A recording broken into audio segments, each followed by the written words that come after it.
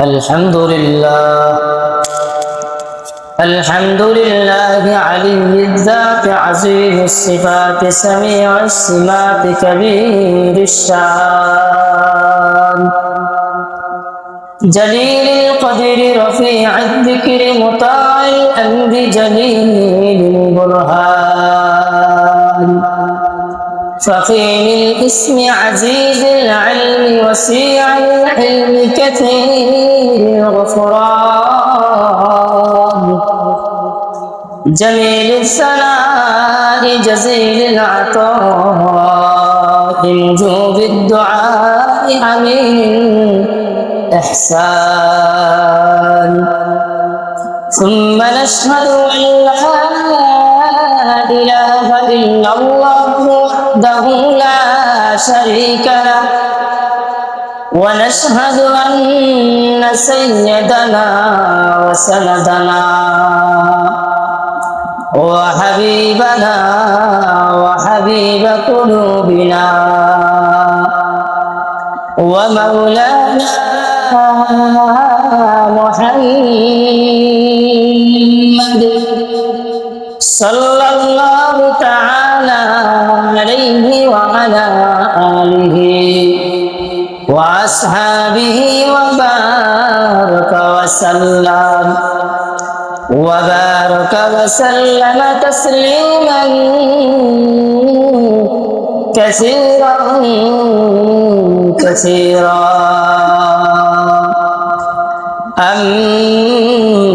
أما بعد فأعوذ بالله من الشيطان الرجيم بسم الله الرحمن الرحيم يا أيها الذين آمنوا قوا أنفسكم وأهليكم نارا وقودها الناس والحجارة عليها ملائكة غلاد شداد لا يعصون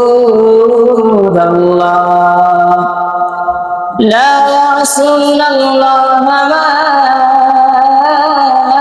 أمرهم ويفعلون ما يؤمرون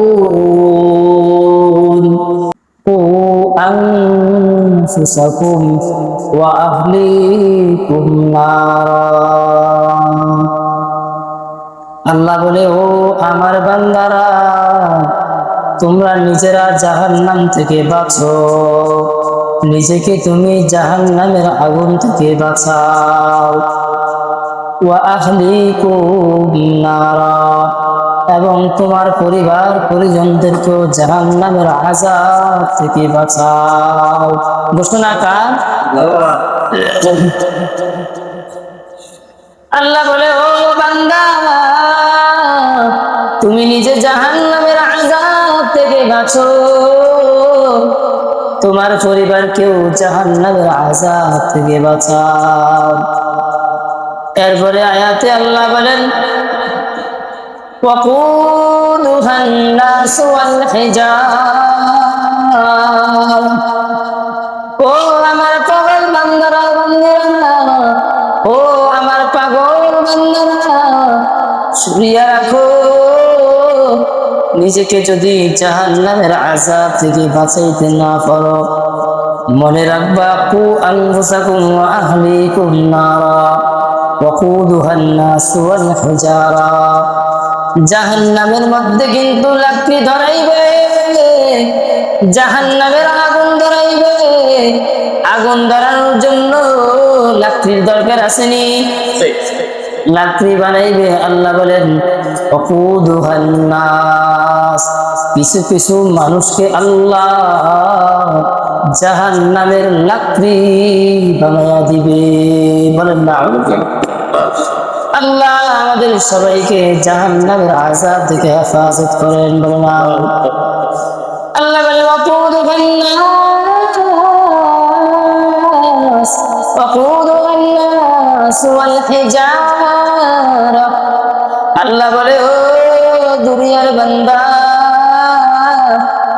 জাহান্নামের মধ্যে আল্লাহ পাকের কিছু বান্দাদের দিয়া জাহান্নামের লাকড়ি ধরাবে শুধু তার সাথে কি শুধু আর মানুষ থাকবে এরকম না আল্লাহ বলে ওয়াল হিজারা আল্লাহ বলেন মানুষ এবং পাথর দিয়া জাহান্নামের আগুন ধরাবে বলেন না আল্লাহ বলে ওয়াকুদুহান নাস ওয়াল হিজারা আল্লাহ বলে যার কারণে তাকে দেখো ওই যে পাহাড়ের ঝর্ণাগুলোতে গিয়ে দেখো কোথায় থেকে পানি অনবরত গড়াইতেছে মুফাসসির ইকরাম বলেন ওই পানিগুলো পাহাড়ের ভিতরে এমন একটি পাথর আছে পাথরগুলো অনবরত কান্দে আর মালিকের দরবারে বলে ওরে মালিক আমারে বুঝি জাহান্নামের লাকড়ি বানাইয়া দিবে পাথরগুলো আল্লাহর দরওয়াজায় কান্দে আল্লাহ বলে ও বান্দা জাহান্নামের ওই পাথরের দিল কাঁদে তোর কি হইল তুই কেন কান্দো না রে বান্দা তুমিও যদি বান্দা কাঁদতে পারো জাহান্নামের ভয়ে বলেন কিসের ভয়ে জাহান্নামের আযাবের ভয়ে বান্দা তুমিও যদি কাঁদতে পারো আল্লাহ বলে বানিয়া ভাগো খলিলা ওয়ালিয়াবকু কাসীরা আল্লাহ বলে জাহান্নামের ভয়ে আইনুম বাকাত মিন খাশিয়াতিল্লাহ জাহান্নামের ভয়ে এক ফোঁটা চোখের পানি ফেলাও আল্লাহ বলে তোর জন্য জাহান্নামের আগুনকে হারাম করে দিব সুবহানাল্লাহ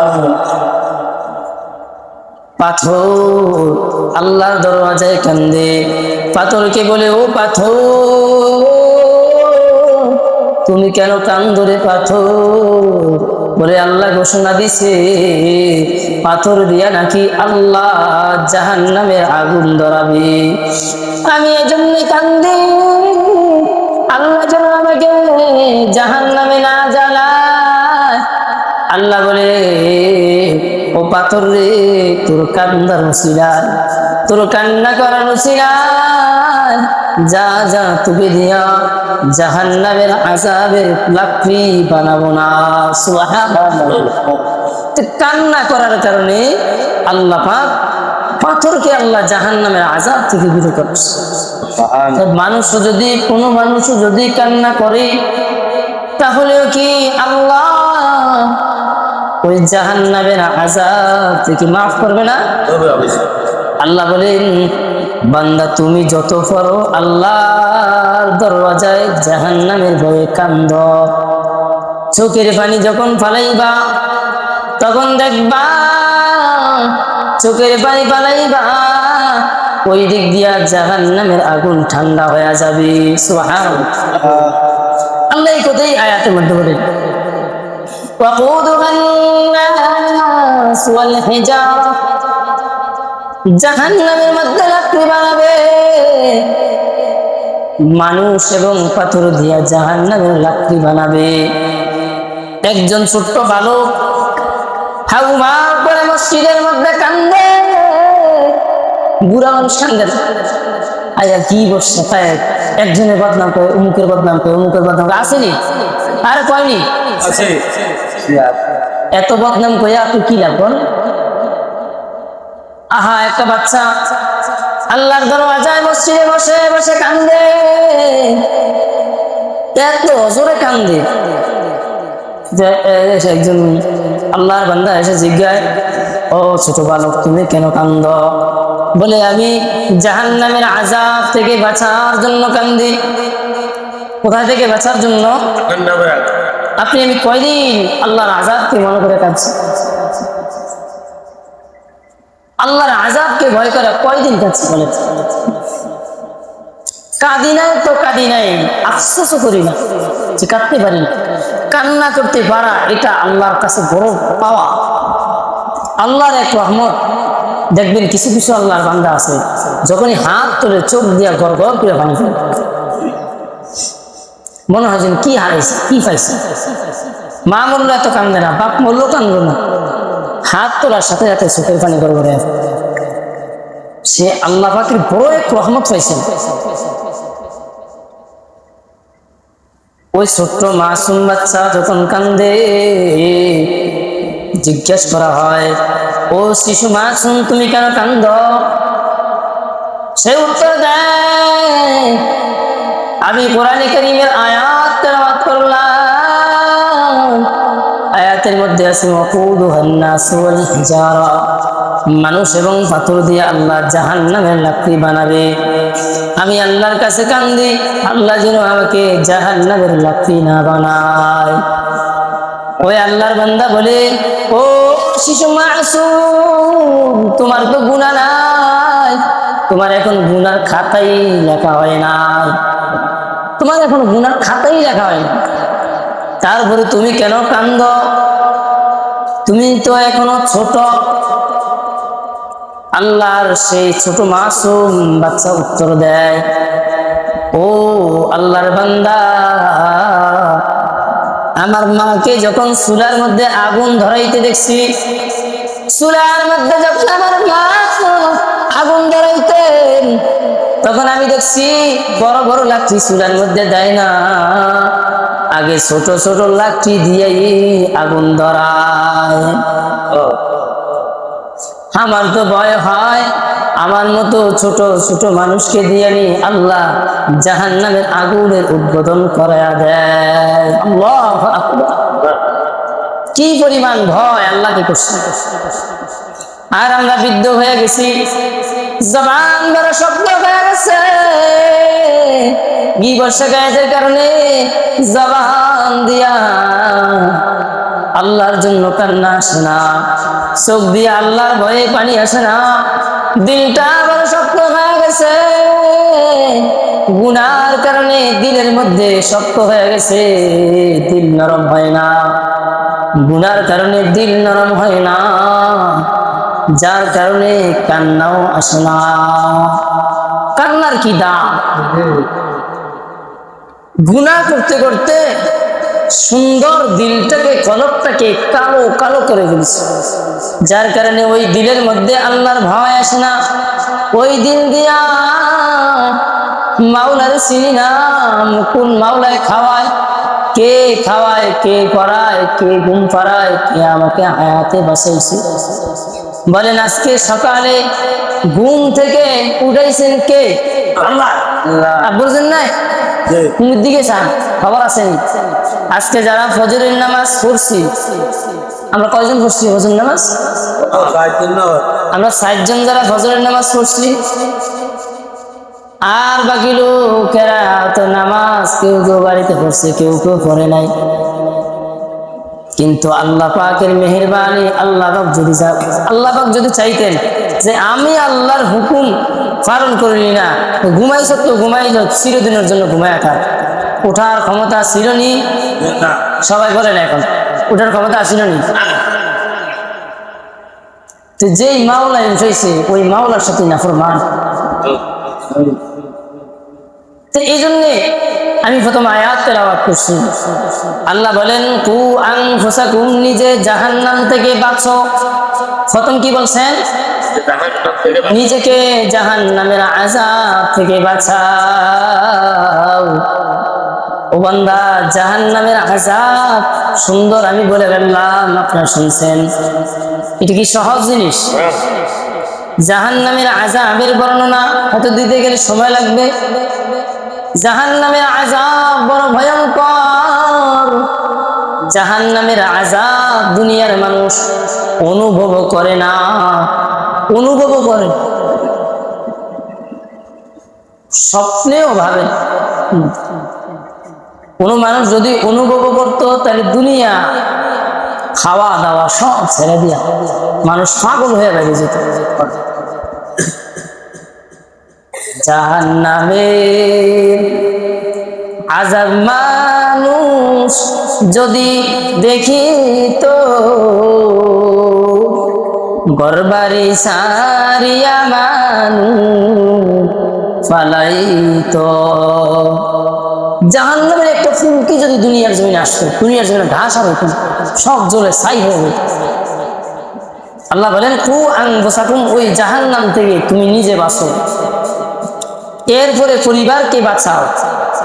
এখন আপনি ভালো মানুষ, আপনি নিজে জাহান্নাম থেকে বাঁচছেন, 5 ওয়াক্ত নামাজ আপনি নিজে পড়েন, তাবলিগে যান, মুবাল্লিগ মানুষ, আপনি নিজে জাহান্নাম থেকে বাঁচেন, কিন্তু আপনার পরিবার বাঁচাইতে পারেন না, বাঁচানোর চেষ্টাও করেন না।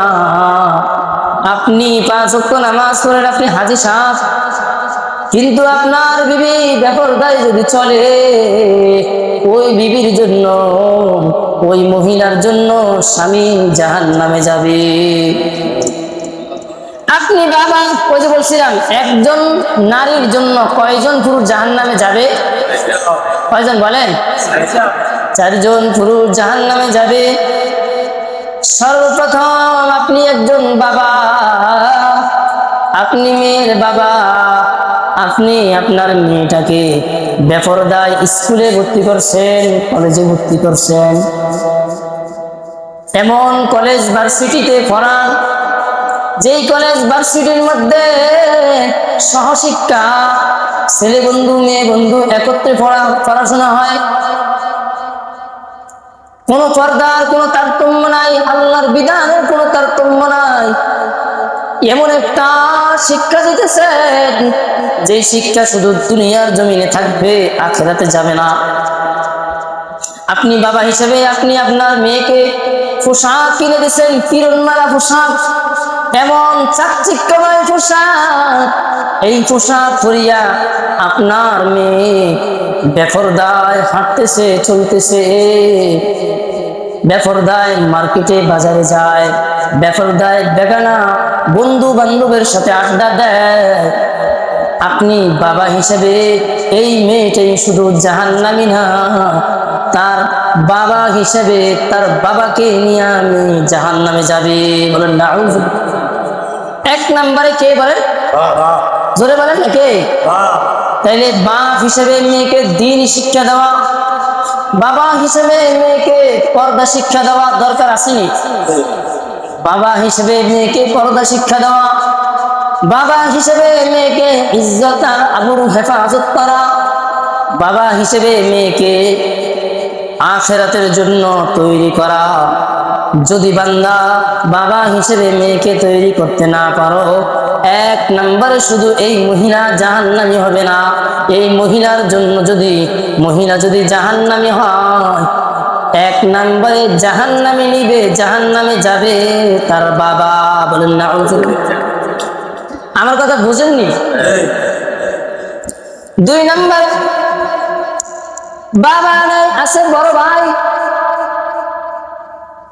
এই তার বোন যদি বেপরদায় চলে, তার বোনটা যদি বেপরদায় চলে, তার বোন যদি আল্লাহর বিধান না মেনে চলে, জাহান্নামের পথে চলে, তাহলে এই জাহান্নামে শুধু ওই বোনটা যাবে না, জাহান্নামে নিয়ে যাবে তার বড় ভাই। বলেন নাউযুবিল্লাহ। কারে নিয়ে যাবে বলেন? কয়জন এসে? তাহলে একজন মহিলা যদি জাহান্নামী হয়, 1 নম্বরে নিবে কারে? 2 নম্বরে বড় ভাই, 3 নম্বরে এমন একজন স্বামী, আপনি স্বামী হিসাবে আপনার স্ত্রীকে পর্দায় রাখা আপনার ব্যক্তিত্বের পরিচয়। আপনি নিজে স্বামী হইয়া পরপুরুষের সাথে আপনার স্ত্রীকে দিচ্ছেন কথা বলার জন্য, দেখা করার জন্য, মার্কেটে যাওয়ার জন্য, চাকরি করার জন্য পরপুরুষের সাথে অবাধে মেলামেশা করতেছে। এটা 1 নম্বর হলো আপনার ব্যক্তিত্বের পরিচয়, আপনার রুচির পরিচয়। আপনার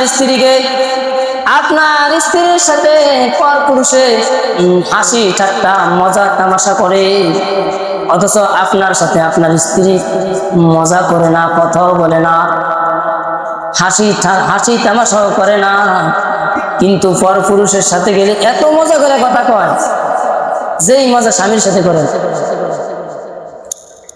তাহলে এই মহিলা যদি বেপরদায় যদি চলে, এই স্ত্রী হিসাবে এই স্ত্রী যদি বেপরদায় চলে জাহান্নামী হয়।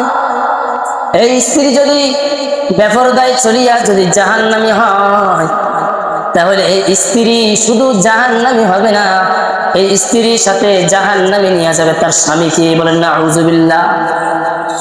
আপনি বড় হাজী সাহেব, আপনি বড় মুবাল্লিগ, বড় নামাজি, কিন্তু আপনার স্ত্রী যদি